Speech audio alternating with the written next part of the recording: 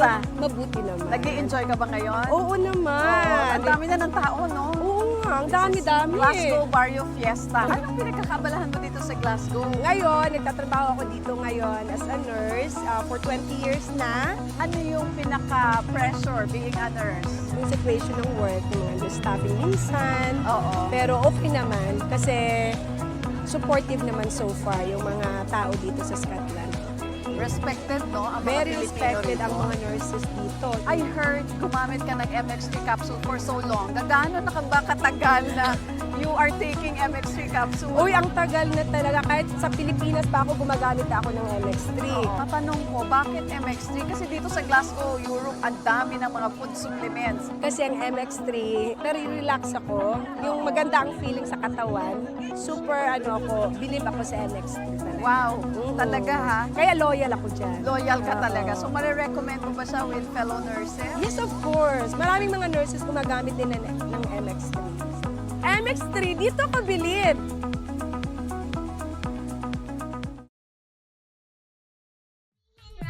Sabihin mo! Sabihin mo!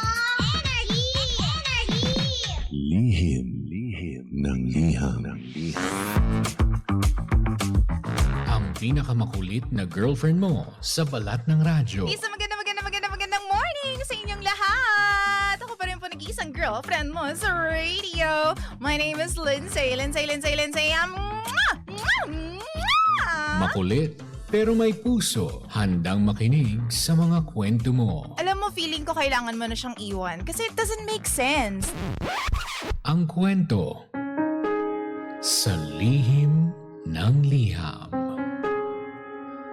Mahal kong Lindsay. Pangga, itago mo na lamang ako sa pangalang Mitch. 24 years old at may kinakasama po sa ngayon. TJ Lindsay, normal bang bumalik ang iyong nakaraan? Paano ko po ba malalaman kung may something? Kasi ang sabi mo nila, meron po tayong girl's instinct. Hindi raw tayo nagkakamali doon. Meron po akong kinakasama ngayon at kaedad ko po siya. Masipag, mapagmahal, at napakaseryoso sa buhay. Meron po siyang bad side pero tinanggap ko naman siya. Kasi ang sabi nila, kung mahal mo, tatanggapin mo ang lahat sa kanya. Bilang isang babae, hanggang kailan ba dapat ako magtiwala? Dapat ba hindi tayo maghinala? Okay naman po kasi kami ng kinakasama ko. Sweet siya. At lahat ng gusto ko, lalo na yung mga pagkain, binibigay niya sa akin. Pero sabi nga nila, wala naman pong perpekto. Kaya huwag daw maging kampante. May tiwala naman po kasi ako sa kanya. Kasi alam ko na hindi niya ako kayang lokohin. Pero pagdating talaga sa usapang past ng kanyang buhay, parang iba. Parang napakahirap magtiwala. Hindi po sa insecure ako, pero kakaiba eh. Iba pagtungkol sa mga dati niyang minahal. Lalo na kapag nakikita niya yung ex niya. Ganito po kasi yon, Lindsay. Napansin ko lately na napapadalas yung pagdaan ng ex ng asawa ko o ng kinakasama ko. At nahihirapan po ako kasi sa tuwing nakikita siya ng mga magulang ng kinakasama ko, pinapatuloy siya doon sa bahay. Doon din po kasi ako nakatira. Ginagawa nila yon kahit nandun din ako. Minsan nga napakilala ko sa kanya. Nagpakilala ako ng sarili ko kasi hindi naman ako pinakilala ng mga manugang ko. Normal po ba yon, DJ Lindsay? Kasi para sa akin, hindi eh. Masakit po sa dibdib. Napakasakit po kapag ganun yung nangyari. Pero dahil po sa ayoko ng gulo, pinalagpas ko na lang po yun. Iba kasi yung nararamdaman ko talaga tungkol sa past ng kinakasama ko. Kaya naman yun yung dahilan kung bakit tamang hinala ako most of the time.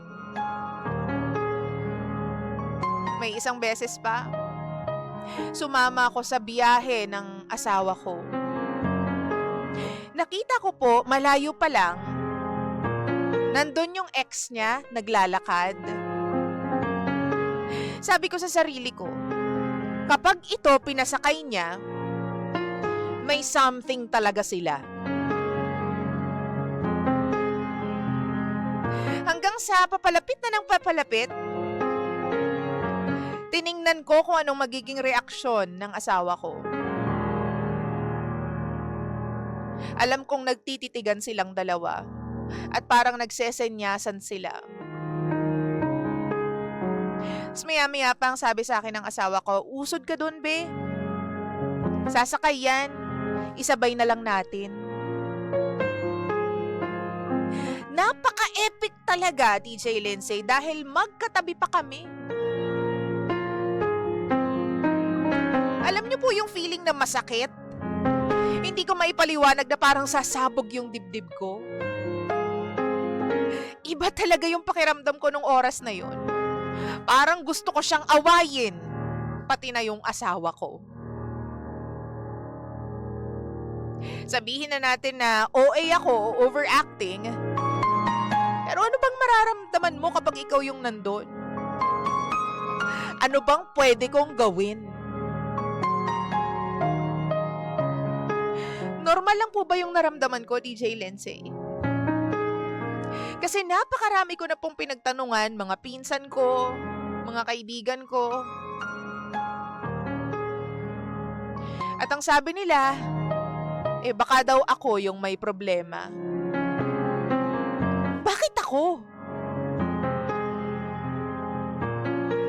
Hindi ko nga maintindihan eh.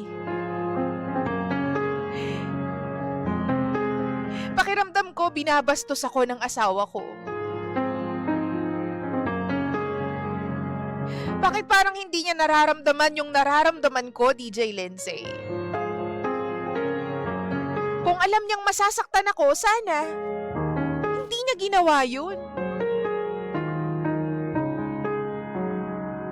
Alam niya naman kapag usapang ex, naiinis ako. Ayaw na nga niyang ikwento sa akin yung nakaraan niya kasi alam niyang mapipikon ako. Nasundan pa yun, DJ Lindsay. Nasundan ng madalas na pagdaan-daan sa bahay nila. Hindi ko lang alam kung paano irerekta sa asawa ko na hindi ako masaya sa nangyayari. At ang katotohanan ay konti na lang, baka mag-away na kaming dalawa. Kaya sana mabasa mo po ito, DJ Lindsay. Sana mapayuhan niyo po ako. Sana po marinig ko rin po ito sa radyo. Kasi DJ Lindsay, first time ko po mag-share ng kwento ko. Sana po malinawan ako sa magiging payo nyo. Kayo lang siguro yung makakapagpaliwanag ng maayos sa akin. Ako po ba yung mali?